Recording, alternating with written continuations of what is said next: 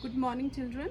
Today I am going to teach you lesson of history class 10th nationalism in India module 3.2, and the topic for the same is how participants saw the civil disobedience movement. As we have read in the previous module that different social groups they participated in the civil disobedience movements, they had their own aspirations, they had their own goals, and for them the meaning of Swaraj was different for all of them. So here the first group was who participated in the movement was the peasant communities. They belong to the rich classes.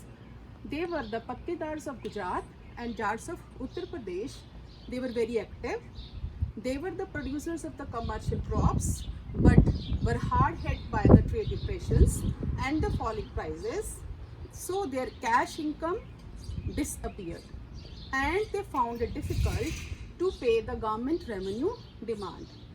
The British government refused to reduce the revenue demand, so they became enthusiastic supporter of the civil disobedience movement. But what happened when the Gandhiji called up the movement in 1931 without the revenue rates being revised? So they were very much disappointed, and when he relaunched the civil disobedience movement in 1932, they bluntly refused to participate in the movement. The second group was poor peasantry.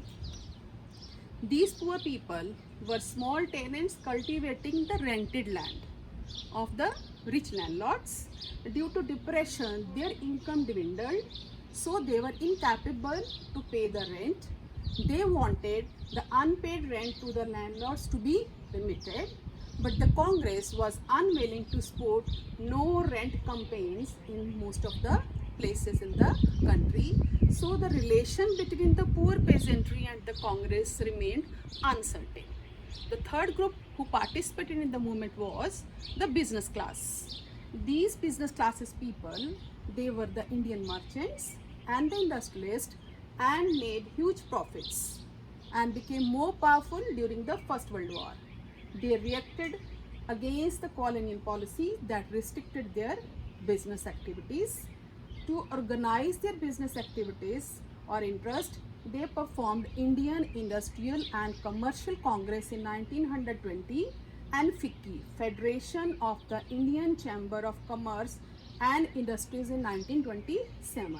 And they were led by the prominent industrialists, for example, G.D. Birla and Purushottam Das Thakurdas. So these industrialists, they supported it and they gave the financial assistance during the nationalist movement of civil disobedience movements. They boycott to buy and sell the foreign goods. But when the second round table conference was by Mahatma Gandhi, no decisions were taken over there. They were disappointed, and moreover they were apprehensive of the activities of the militant as well as the growth of socialism among the young leaders of the Congress.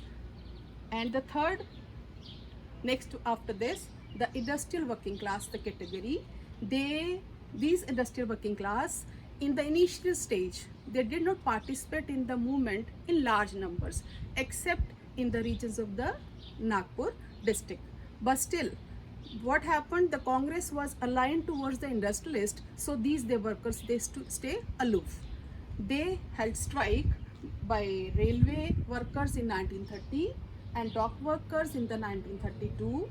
In 1930, thousands of workers in Chota Nagpur tin mines wore Gandhi caps and participated in protest rallies and boycott campaigns. They moreover they wore Gandhi caps and participated in the protest rallies. The movement by them was against the low wages and the poor working conditions.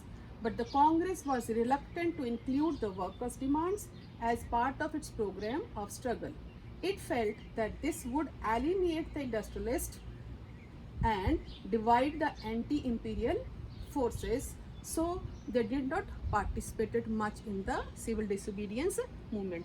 And the last category was of the women. As you know, they participated during the Salt March along with the Gandhiji when he started the movement from Sabarmati Ashram to Dandi. So they participated in the protest marches, manufactured salt, picketed the foreign cloth and liquor shops. Many of them, they went to the jail. Moved by Gandhiji call, they began to see service to the nation as a sacred duty. Gandhiji was convinced that it was the duty of the women to look after home and hearth, be good mothers and good wives. But these women, they in the urban areas, they belong to the high class or high caste communities. In the rural areas, they came from the rich landlord communities.